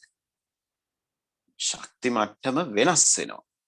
ඒ ශක්ති මට්ටම වෙනස් වීම නිසා තමයි උඩ පහළ ගමන් කිරීමක් වෙන්නේ. එතකොට අපිට ඒක මුහුදු රැළ ගත්තොත් ඒ මුහුදු රැළ ගමන් කරන විදිහ පුතාලට පේනවා ඇතිනේ නේද?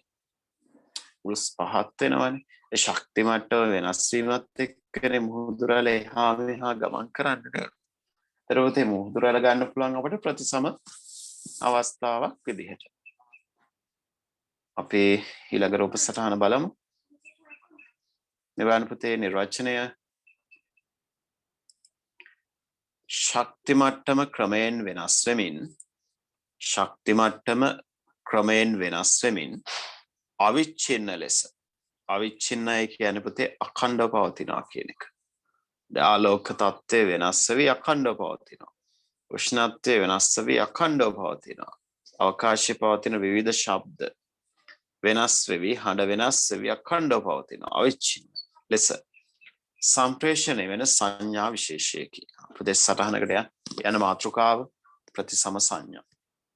මාතෘකාව ප්‍රතිසම සංඥා. ඒ යටතේ අපි ලියා ගමු. ශක්ති මට්ටම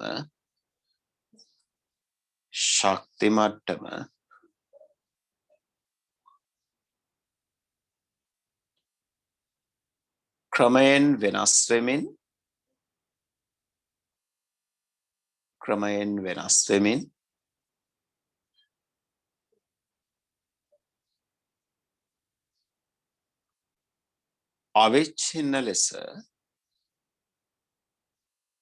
අවිච්ඡින්න ලෙස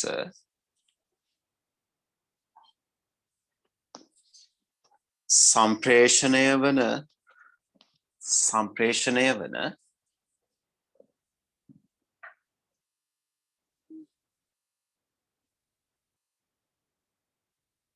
සංඥා විශේෂයකි. සංඥා විශේෂයකි.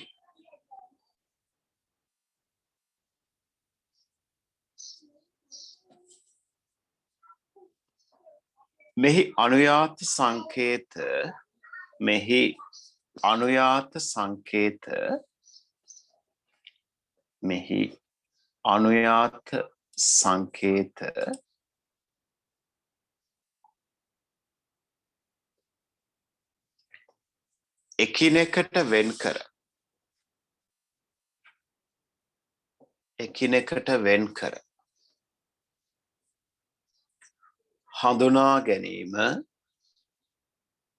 එකිනෙකට වෙන්කර හඳුනා ගැනීම අපහසුය. එකිනෙකට වෙන්කර හඳුනා ගැනීම අපහසුයි.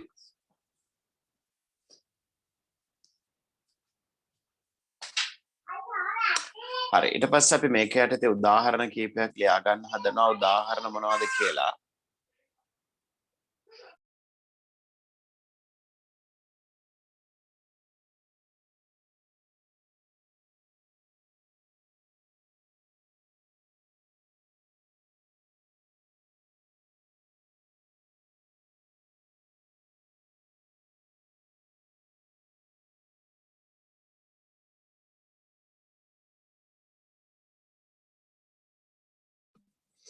උදාහරණ ශබ්දය, ආලෝකය, වායු පීඩනය, උෂ්ණත්වය. දැන් මේක නිදසුන් දෙකක් පේන්න තියෙනවා. තව අපිට ලියා ගන්න පුළුවන්. ශබ්දය, ආලෝකය, වායු පීඩනය, උෂ්ණත්වය. ඒවා නිදසුන් විදියට අපිට ගන්න පුළුවන්. නිදසුන් විදියට අපිට ගන්න පුළුවන්. හරි. ඊට පස්සේ මේක විස්තර කරනවා අනුයාත සංකේත එකිනෙකට වෙන් කර හඳුනා ගැනීම පහසුයි. පොඩ්ඩක් නිර්වචනය තව පැහැදිලි කරගමු අපි. දැන් ශක්ති මට්ටම ක්‍රමයෙන් වෙනස් වෙනවා කියන එකේදී තමයි අර අපි ගමන් කරන සංඥාවක් උස් පහත් වීමක් අපි දකින්නේ. ශක්ති මට්ටම ක්‍රමයෙන් වෙනස් වෙමින් ගමන් කරනවා කියන එකේදී තමයි පුතේ අපි අර උස් පහත් වීමක් දකින්නේ. අපව මම රූප සටහන පුතාලට පෙන්නනවා. මේ පේන රූප සටහනේදී පුතේ ගමන් කරන තරංගය දිහා හොඳින් බලන්න. ඒ ගමන් කරන තරංගයේ ශක්ති මට්ටම වෙනස් වෙනවා කියලා කියන්නේ ශක්තිය වැඩි වෙනකොට ඉහළ යනවා, ශක්තිය අඩු වෙනකොට පහළට එනවා. දැන් අපි මුහුදු රළ ගත්තොත් මුහුදු රළ ශක්තිය වැඩි වෙනකොට ඉහළ යනවා. දැන් සුනාමි වල ශක්තිය වැඩි වෙච්ච ඉඳන්නේ ගොඩක් ඉහළ ගිහින්. ඒ වගේ ශක්තිය වැඩි වෙද්දී ඉහළ යනවා. ශක්තිය අඩු වෙනකොට ඉහළ යන ප්‍රමාණය අඩු වෙනවා. දැන් ශබ්දය කියන එක ගත්තොත් පුතේ දැන් හයියෙන් කතා කරොත් වචනයක් හයියෙන් කිව්වොත් ඒ හයියෙන් වචනේ කියන්නේ විශාල ශක්තියක්. ඒත් ශක්තිය වැඩියෙන් ගන්නකොට අර ඇහෙන ශබ්ද වැඩි. හැබැයි ටිකක් වෙලා යනකොට ටිකක් ඈතට යනකොට අර කොච්චර හයියෙන් ගත්ත සද්දයක් වුණත් ඈතට යනකොට අඩු වෙලා එන්නේ. ඒ කියන්නේ ආරම්භක අවස්ථාවේදී ඉහළ උස් මට්ටම වැඩි වෙනවා. හැබැයි යන්න මේකේ උස අඩු වෙනවා. තමයි ශක්ති මට්ටම වෙනස් වීම කියලා කියන්නේ. අවිච්ඡින්නයි කියලා කියන්නේ ඒ ශක්ති මට්ටම වෙනස් වෙවි අඛණ්ඩව ගමන් කරනවා. එතකොට මේ ශක්ති මට්ටම වෙනස් වෙනකොට පුතේ වැඩි වෙන අවස්ථාව අඩු වෙන අවස්ථාව වැඩි වෙන අවස්ථාව අඩු වෙන අවස්ථාව ඔන්න ඔය අවස්ථා දෙක අපට නිශ්චිතවම වෙන් කරලා අඳුන ගන්න බෑ. මෙන්න මේ වැඩිවීම අඩුවීම කියන අනුයාත අවස්ථා දෙක. මේකේ නිර්වචනයේදී කතා කරනවානේ අනුයාත සංකේත කතන්දරය වෙන් කර අඳුනා ගන්න බෑ කියලා කියනවානේ.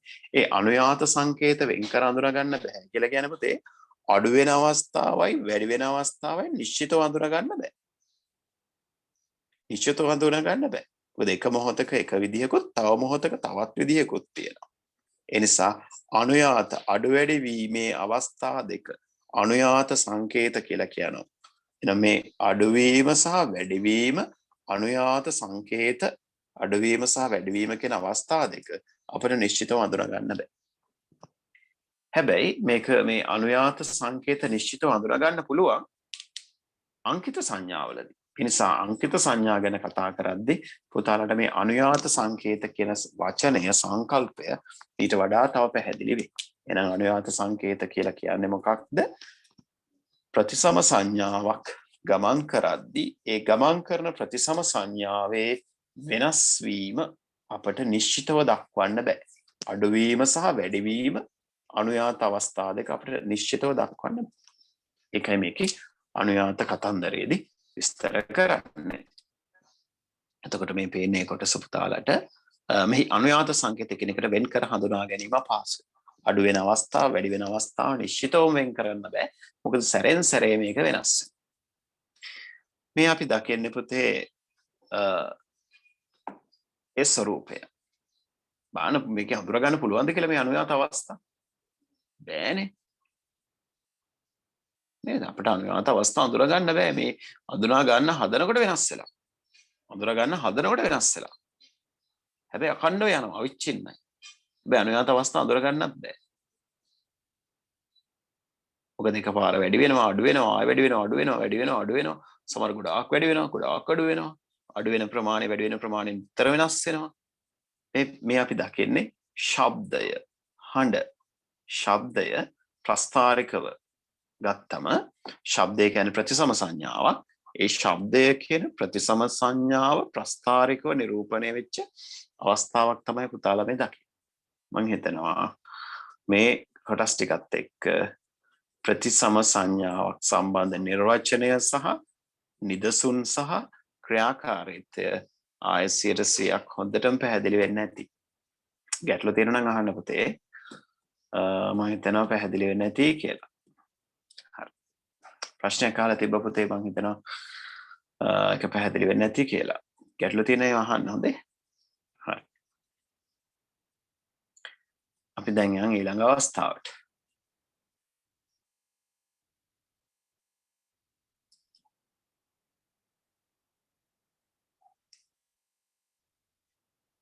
මේ අපි දකින්නේ අංකිත සංඥාවක ස්වરૂපය. අංකිත සංඥාවක ස්වરૂපය. අපි ඊළඟ මාතෘකාවේදී කතා කරන්නේ අංකිත සංඥාවක් ගැනනේ. ඔන්න බලන්න පුතේ අංකිත සංඥාවක ප්‍රස්ථාරික ස්වરૂපය. අංකිත සංඥාවක ප්‍රස්ථාරික ස්වરૂපය. ප්‍රස්ථාරකකින් පෙන්නකොට කොයි වගේද කියන එක.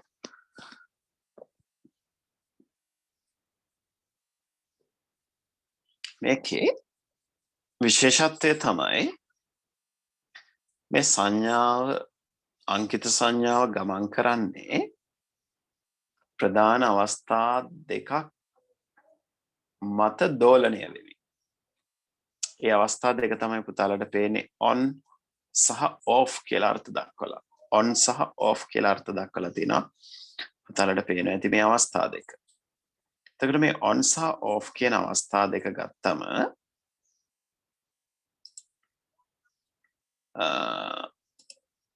අපට මේක තවදුරටත් ගන්න පුළුවන් මෙන්න මෙහෙම. මේ off කියන අවස්ථාව පුතේ අපට සංකේතාත්මකව නිරූපණය කරන්න ගියොත් අපට මෙතන නිරූපණය කරන්න පුළුවන් off කියන අවස්ථාව බිඳුව විදිහට.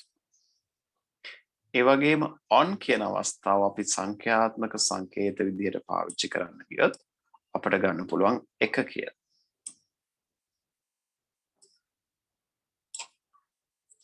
එහෙනම් මේ බිඳුව සහ 1 කියන අනුයාත සංකේත දෙක මත දෝලණය වෙමින් තමයි අංකිත සංඥාවක් ගමන් කරන්නේ. එහෙනම් බිඳුවත් 1ක් කියන අනුයාත සංකේත දෙක මත දෝලණය වෙමින් තමයි අංකිත සංඥාවක් ගමන් කරන්නේ. හැබැයි අපි දැක්කා ප්‍රතිසම සංඥාවකදී ඒ අනුයාත අවස්ථා දෙක නිශ්චිතවම හඳුනා ගන්න බෑ. නිශ්චිත ප්‍රමාණකින් කියන්න බෑ. එක වෙලාවකදී අඩු වෙනවා වැඩි වෙනවා ඒ අඩු වැඩි වීම කොච්චරද කියන එක අපිට නිශ්චිතව කියා ගන්න බැරි වුණා. ඒක තමයි මේකේ අපිට දකින්න තියෙන ලක්ෂණය උනේ. එහෙනම් අපි අංකිත සංඥා ගැන පුංචි සටහනක් ලියා ගන්න ඕනේ. යම් ප්‍රතිසටහන් වලට අංකිත සංඥා.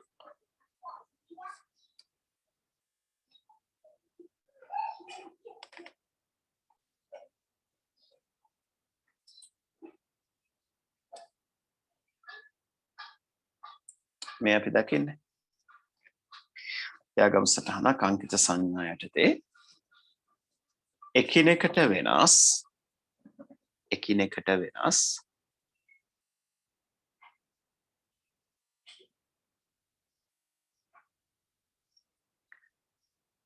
ශක්ති මට්ටම් දෙකකට අයත්ව එකිනෙකට වෙනස් ශක්ති මට්ටම් දෙකකට අයත්ව වියුක්තව අවිච්ඡින්නව නෙවෙයි වියුක්තව සම්ප්‍රේෂණය වන සංඥා විශේෂයකි.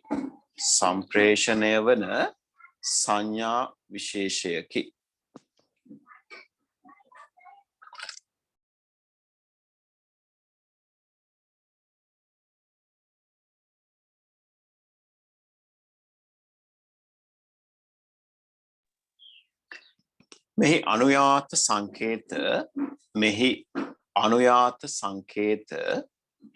මෙහි අනුයාත සංකේත එකිනෙකට පැහැදිලිව හඳුනාගත හැකිය. එකිනෙකට පැහැදිලිව හඳුනාගත හැකිය. එකිනෙකට පැහැදිලිව හඳුනාගත හැකිය. එකිනෙකට පැහැදිලිව හඳුනාගත හැකිය. පරහන් තුල ලියා ගන්න පුතේ 1 හා බිඳුව වශයෙන් 1 හා බිඳුව වශයෙන්. ඒතර කවුද මේ අංකිත සංඥා පාවිච්චි කරන්නේ? උදාහරණයක් පරිගණක ආශ්‍රිත සංඥා. උදාහරණයක් පරිගණක ආශ්‍රිත සංඥා. පරිගණක ආශ්‍රිත සංඥා. මම හිතනවා පුතාලට පැහැදිලි වෙන්නේ නැති අංකිත සංඥාවක් කියන්නේ එකිනෙකට වෙනස් ශක්ති මට්ටම් දෙකකට අයත්ව. ශක්ති මට්ටම් දෙකයි තියෙන්නේ. 0 සහ 1 කියලා සංඛ්‍යාත්මකව ආදේශ කරලා පෙන්නන්න පුළුවන්. වියුක්ත ආකෘතියක් වියුක්තයි කියලා කියන අපිට නිශ්චිතව පෙන්වන්න පුළුවන්. යුක්තව සම්ප්‍රේෂණ වන සංඥා විශේෂයකි. මෙහි අනුයාත සංකේත අනුයාත අවස්ථා දෙක තුල ඒ පවතින අවස්ථා දෙකක් හෝ ඒ අවස්ථා ගණන අනුයාතව හැසිරීම සංකේත එකිනෙකට පැහැදිලිව හඳුනා ගන්න පුළුවන් සංකේත දෙකයි. ඒ තමයි 1 හා 0. ඒතර පුතාලා රූප සටහනේදී අපි ගත්තොත් මෙන්න මේ විදිහට නිබන්ධනයේ දීලා තියෙන රූප සටහනත් පුතාලා on off කියන අවස්ථා දෙක 0 සහ 1 කියලා ලකුණු කරගමු. 0 සහ 1 කියලා ලකුණු කරගමු.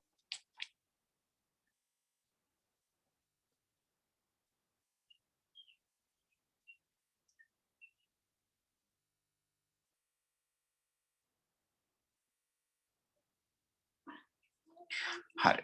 අන්න දැන් අපි ප්‍රතිසම සංඥාවක සහ අංකිත සංඥාවක අවස්ථා කතා කරා. පුතාලා මේ දකින්නේ දැන් අපි නිදසුනක් ලියා ගන්න ඕනේ මේකට නේද? උදාහරණ මොකද්ද? පරිගණක ආශ්‍රිත සංඥා. උදාහරණ අංකිත සංඥාවට උදාහරණ තමයි පරිගණක ආශ්‍රිත සංඥා. අංකිත සංඥාවට නිදසුනක් පරිගණක ආශ්‍රිත සංඥා. එතකොට මේ පුතාලා දකින්නේ පරිගණක ආශ්‍රිත සංඥා පරිගණක පද්ධතියක් තුළයි මේ සංඥා අපට දකින්න පුළුවන් හැසිරෙනවා. පරිගණකයක් භාවිතයනේ. පරිගණක ආශ්‍රිත සංඥා විදිහට මේවා සලකනවා.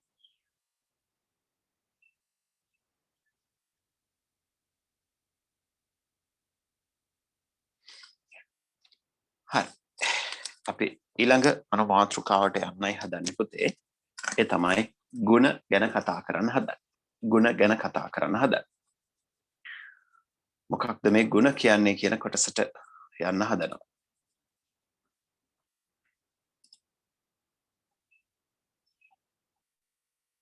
ගුණ. මේ ගුණ ගැන කතා කරද්දී පුතේ අපිට ප්‍රධාන මාතෘකා අනුමාතෘකා 4ක් කතා කරන්න හම්බ වෙනවා. විස්තරය, සංඛ්‍යාතය, තරංග ආයාමය, කලාව. විස්තරය, සංඛ්‍යාතය, තරංග ආයාමය, කලාව. අපි ඉස්සෙල්ලා බලමු පුතේ මොකද්ද මේ විස්තරය කියන්නේ කියන කාරණා. විස්තරය. මොකද්ද මේ විස්තරය කියන්නේ? අපි බලමු තේරුම් ගන්න. විස්තරය. විස්තරය. විස්තරය ගැන තමයි අපි ඉස්සෙල්ලාම සාකච්ඡා කරන්න හදන්නේ.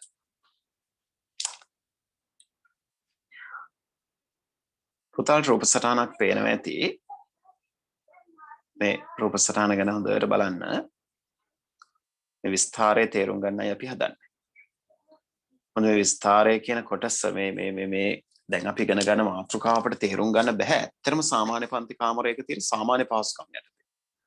අදතරේ මල්ටිමීඩියා එකකින්වත් මේක අපි දකින්න. ඒ නිසා මේ පාඩම අපිට මේ තාක්ෂණය හරහා ඉගෙන ගද්දී සාමාන්‍ය පන්තියකදී ඉගෙන ගන්නවට වඩා පහසුවෙන් ඉගෙන ගන්න පුළුවන්. ඒ පුතාලට පෙන්වන්න පුළුවන්.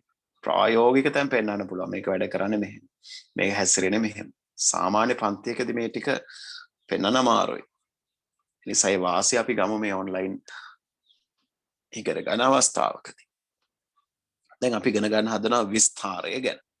විස්තරය ගැන කතා කරන්න කලින් විස්තරය ගැන ඉගෙන ගන්න කලින් පුතාලම පුංචි දෙයක් කියනවා. මෙන්න මේ අපි ගත්තොත් මෙන්න මේ රේඛාව. මෙන්න මේ රේඛාව.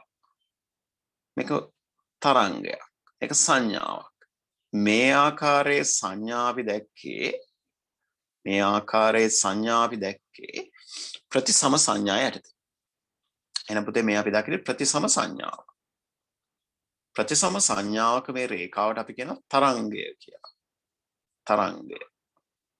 ප්‍රතිසම සංඥාවක ඒ ප්‍රතිසම සංඥාව ගමන් කරන රටාව රූපකින් පෙන්වන්න අඳින රේඛාවට අපි කියනවා තරංගය කියලා. ඊට පස්සේ මේ තරංගය මෙන්න මේ කියන ස්ථානයෙන් පටන් අරගෙන බලන්න පටන් ගන්නවා. තරංගය එන්න මොකද්ද වෙන්නේ? උසය ඉහළ යනවා. නැවතත් පහළට එනවා. එතකොට මේක මෙතනින් එහාට යනකොට මේ ක්‍රියාවලියම ඛණ්ඩ වෙනවා. මොකද්ද වෙන්නේ? ඔන්න බලන්න. තරංගය මෙතනින් ආරම්භ වෙනවා. ඔන්න ඉහළ ගියා.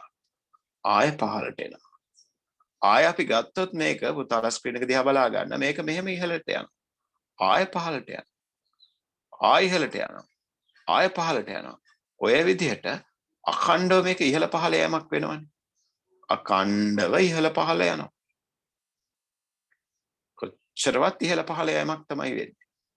මේ අඛණ්ඩව ඉහළ පහළ යාම තමයි පුතේ අවිච්ඡින්න ගමන් කිරීම කියලා කියන්නේ. මේ අඛණ්ඩව ඉහළ පහළ යාම තමයි අවිච්ඡින්නව තරංගයක් ගමන් කිරීම කියලා කියන්නේ. මේ අවිච්ඡින්නව තරංගයක් ගමන් කරද්දී මේ ඉහළ පහළ යන ප්‍රමාණය වෙනස් වෙනවා. දැන් අපි මේ රූප සටහනේ සලකා බලන යම් අවස්ථාවකදී හැසිරීම පෙන්නලා තියෙන්නේ. නමුත් අපි කලින් නිදසුන් වලදී දැක්ක පුතේ මේ ඉහළ පහළ යන එක බලාගෙන ඉඳන්දි වෙනස් වෙනවා. ඒ නිසා අපිට මේ අනුයාත අවස්ථා දෙක මයිනස් ප්ලස් ඍණ සහ ධන අවස්ථා දෙක නිශ්චිතව හඳුනා ගන්න බෑ. ඇයි? සලකා බලන කාල පරාසයක් තුළ මේක අඛණ්ඩව වෙනස් වෙනවා. නිශ්චිත නැහැ. අඛණ්ඩව වෙනස් වෙනවා. අනුයාත සංකේත දෙක නිශ්චිත හඳුනා ගන්න. එතකොට තරංගයක ආරම්භක අවස්ථාවේ සිට මෙන්න මේ විදිහට යන ගමන් කිරීමේදී තරංගයක ආරම්භක අවස්ථාවේ සිට මෙන්න මේ විදිහට ගමන් කිරීම ප්‍රතිසම සංඥාවක් ආරම්භ වෙද්දී අපි කියනවා තරංගයක් ආරම්භ වෙද්දී අපි සලකා බලන අවස්ථාවක් ආරම්භක අවස්ථාවක් විදිහට ගන්න මෙන්න මේ ආරම්භක අවස්ථාව මෙන්න මේ විදිහට ගමන් කරද්දී මේ තරංගයම් උසක් නිර්මාණය වෙනවා.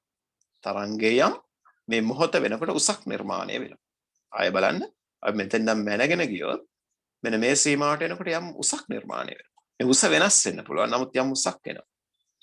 එහෙනම් මෙන්න මේ තරංගයක මෙන්න මේ නිර්මාණය වෙන උස අපි කියනවා පුතේ විස්තාරය කියලා. ඇම්ප්ලිටියුඩ් එක කියලා කියනවා. එහෙනම් මොකද්ද සරලව විස්තාරය කියලා කියන්නේ පුතේ? තරංගයක උස. තරංගයක උස අපි කියනවා විස්තාරය කියලා. මම හිතනවා පුතාලට පැහැදිලි වෙන්නේ නැති විස්තාරය කියන්නේ මොකක්ද කියන කාරණාව. එහෙනම් සටහනක් ලියා ගමු පුතේ. සටහනක් ලියා ගමු විස්තාරය යටතේ.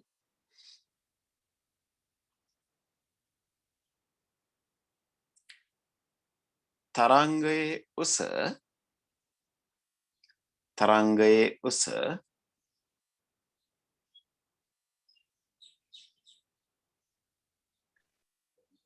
විස්තාරය නමින් හැඳින්වේ. තරංගයේ උස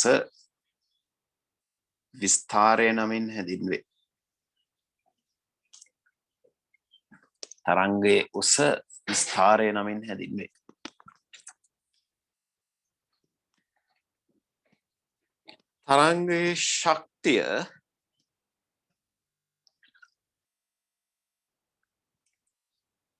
තරංගයේ ශක්තිය මෙයින් නිරූපණය වේ. තරංගයේ ශක්තිය මෙයින් නිරූපණය වේ. තරංගයේ ශක්තිය මෙයින් නිරූපණය වේ. එන පුතේ ඔන්න පුතාලට පැහැදිලි වෙන්නේ නැති විස්තාරය කියන්නේ මොකක්ද කියන කාරණාව.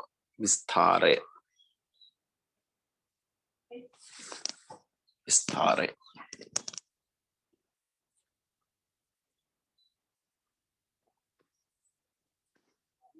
හරි. එතකොට පුතේ විස්තාරය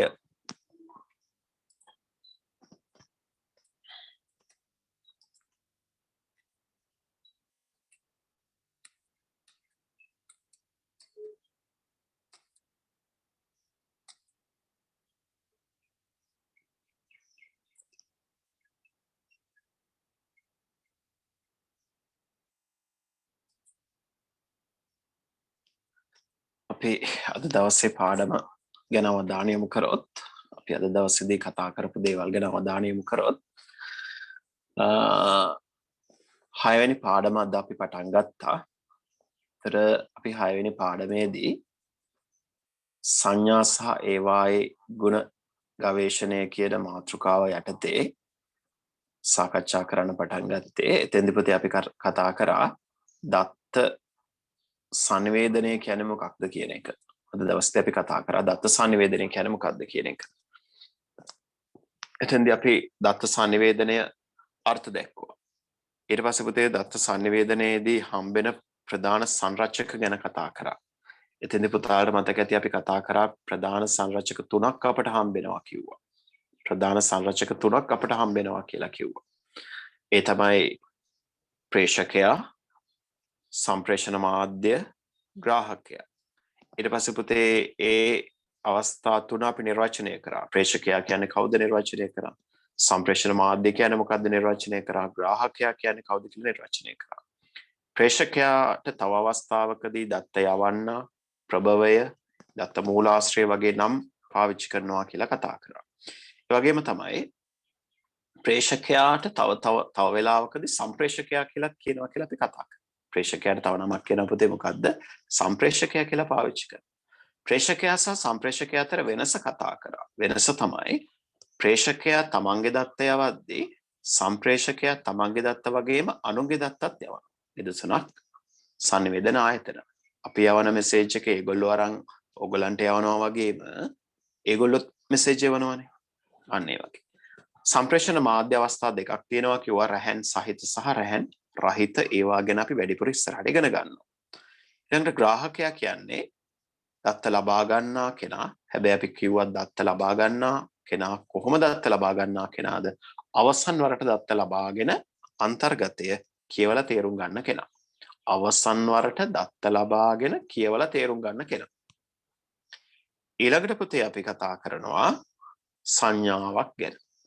සංඥාවක් ගැන. මොකද්ද සංඥාවක් කියන්නේ කියලා නිර්වචනය කරා. සංඥාවක් කියන්නේ ඉලෙක්ට්‍රොනික වෝල්ටිතාව මත යවන පණිවිඩයක්. සංඥා වර්ග දෙකක් ගැන කතා කරා අංකිත සහ ප්‍රතිසම. අංකිත අනුයාත අවස්ථා දෙක වෙන් කරලා අඳුර ගන්න පුළුවන් ඒ බිඳුව සහ 1. ප්‍රතිසම අනුයාත අවස්ථා වෙන් කරලා අඳුර ගන්න බෑ තරංගයක ස්වරූපයෙන් ගමන් කරන්නේ. ඊට පස්සේ අපි ගුණ ගැන සාකච්ඡා කරා. එතෙන්දී අපි එක අවස්ථාවක් ඉගෙන ගත්තා. ඒ තමයි විස්තරය. විස්තරය කියන්නේ මොකක්ද කියන කාරණා. සරල විස්තරය කියලා කියන්නේ සංඥාවක එහෙම නැත්නම් තරංගයක උස අපි ගන්නවා විස්තරය කියලා. ඒකෙන් ඒ තරංගයක ශක්ති මට්ටම නිරූපණය කරනවා. ඒතර අපිට තව කරුණු කීපයක් මේ මාතෘකාව යටතේ ඉතුරු වෙලා තියෙනවා බලන්න. අපි ඒ ටික ඊළඟ දවස් තමයි සාකච්ඡා කරන්නේ. ඒ ටික පොඩ්ඩක් මොකද ආපහු පොඩ්ඩක් ගැඹුරින් සාකච්ඡා කරන්න තියෙන තැනක් සංඛ්‍යාතේ තරංග ආයාමයේ කලාව ප්‍රචාරණ වේගය අපි හැමින් ඒ කොටස් ටික සාකච්ඡා කරමු. එහෙනම් පුතේ අපි අද දවසට අදාළ කොටස මෙතනින් ඉවර කරනවා. එතකොට දැන් අපි පටන් ගන්න හදන්නේ පුතාලත් එක්ක සාකච්ඡා කරන්න අද දවසේ කතා කරපු පාඩමට අදාළව තියෙන පොදුවේ ගැටලු සාකච්ඡා කරන්න හදන්නේ. ඒ නිසා මෙතනින් වැඩ ටික ඉවර වෙනවා. දැන් අපි ගැටලු සාකච්ඡා කිරීම පටන් ගන්න හදන්නේ.